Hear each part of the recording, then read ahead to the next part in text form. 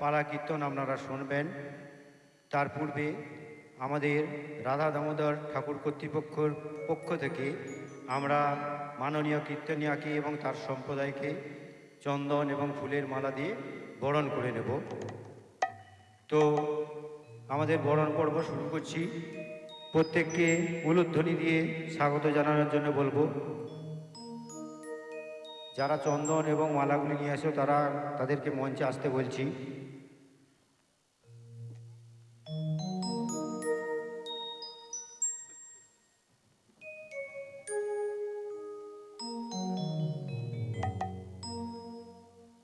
প্রথমে চন্দনের ফোঁটা দিয়ে বরণ করে নিচ্ছে মাননীয় কীর্তনিয়া সুপ্রিয়া মণ্ডল মহাশয়াকে চন্দনের ফোঁটা দিয়ে বরণ করে দিচ্ছে।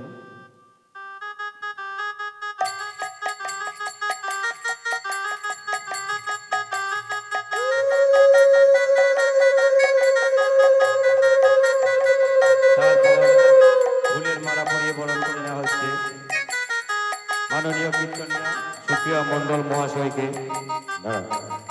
এরপর খোল, ডাইনে খোল রয়েছেন মাননীয় লক্ষণ দাস মহাশয়, ওনাকে বরণ করে নেওয়া হলো।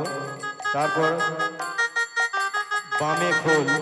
বামে খোল শান্তি মণ্ডল মহাশয়, ওনাকে চন্দনের ফোঁটা এবং ফুলের মালা দিয়ে আমরা বরণ করে নিচ্ছি। অর্গেন মাস্টার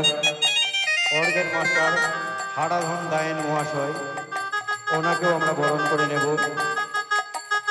তারপর করতাল এবং চুড়িদার সুমন অধিকারী মহাশয়, ওনাকেও আমরা চন্দনের ফোঁটা এবং ফুলের মালা দিয়ে বরণ করে নেব। এরপর ও মায়েরা, যাত্রা শুনেছেন কালকে রাত্রিতে, এবার ঘুম পাচ্ছে তাই না? হ্যাঁ, উলুধ্বনি ভুলে গেছেন? জয় রাধে, উলুধ্বনি দিতে হবে তো। পরিবাসরে এসেছেন, চুপ করে বসে থাকবেন না মা, উলুধ্বনি দেবেন। জয় রাধে জয় রাধে, মাঝে মধ্যে শঙ্খধ্বনি, হরিধ্বনি, উলুধ্বনি আপনারা আনন্দ করবেন, তবে আমি গাইতে পারবো। জয় রাধে, একবার সবাই মিলে জোর করে উলুধ্বনি দিন। তাই গৌর হরি হরি বল, হরি বল, হরি বল। বাহ, খুব সুন্দর মায়ের আমার। এই যে সবার ঘুম ভেঙে গেছে। জয় রাধে জয় রাধে। সমবেত ভক্ত মণ্ডলী, আমার ভক্তিমতী বাবা মায়েরা, মাগো জগৎ গুরু নিত্যানন্দের কৃপা না হলে আমার গৌর সুন্দরের কৃপা লাভ করা যায় না। আবার প্রেমময়ী রাধারানীর কৃপা না হলে আমার গোবিন্দের কৃপা লাভ করা যায় না বাবা। সেইরূপ আপনারা যদি আমার প্রতি কৃপা না করেন, আমি কখনোই গোবিন্দের লীলা গাইতে পারবো না মা। কারণ একদিন কি হয়েছে জানেন? ব্যাসদেব মনে মনে চিন্তা করছেন। কি চিন্তা করছেন?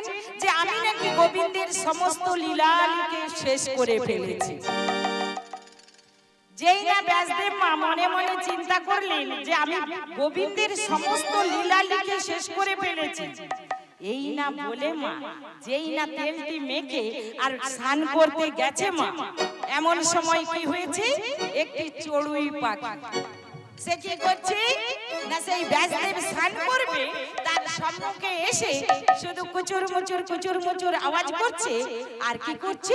তার চঞ্চুর দিয়ে একটু করে জল নিচ্ছে আর উড়ে চলে যাচ্ছে। চঞ্চুর মানে কি জানেন মা? চঞ্চুর মানে কি? ঠোঁট। ঠোঁট দিয়ে একটু করে জল নিচ্ছে আর কি করছে? গিয়ে খেজুর গাছে গিয়ে বসছে।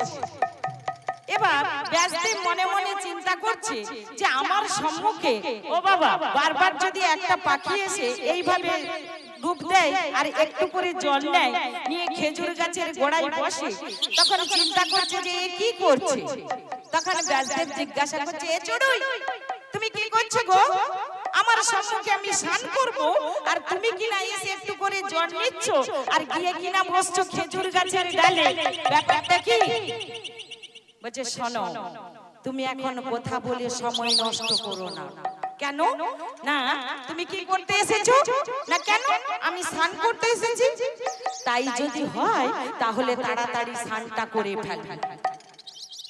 না কেন তাড়াতাড়ি করে ফেলবো কেন?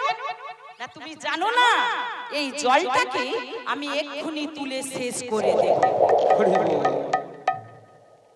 তখন আর স্নান করার জল পাবে না।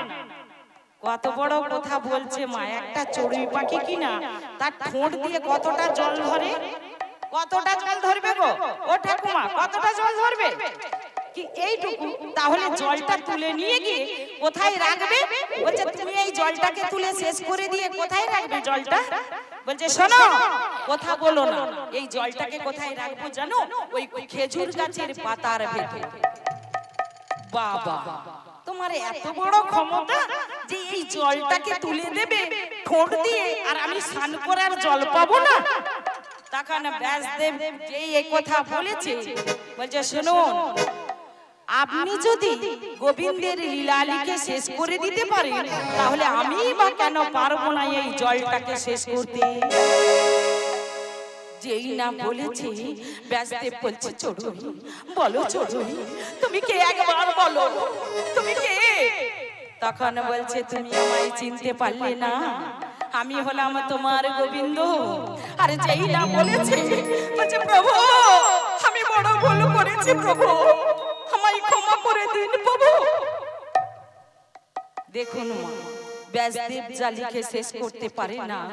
আমি একজন ক্ষুদ্র রমণী হই, নারী হই, মানবী রূপে জন্মগ্রহণ করে সেই প্রভুর লীলার বিষয়ে কি বা জানি গো বাবা, আর কতটুকুই বা বলতে পারবো গো।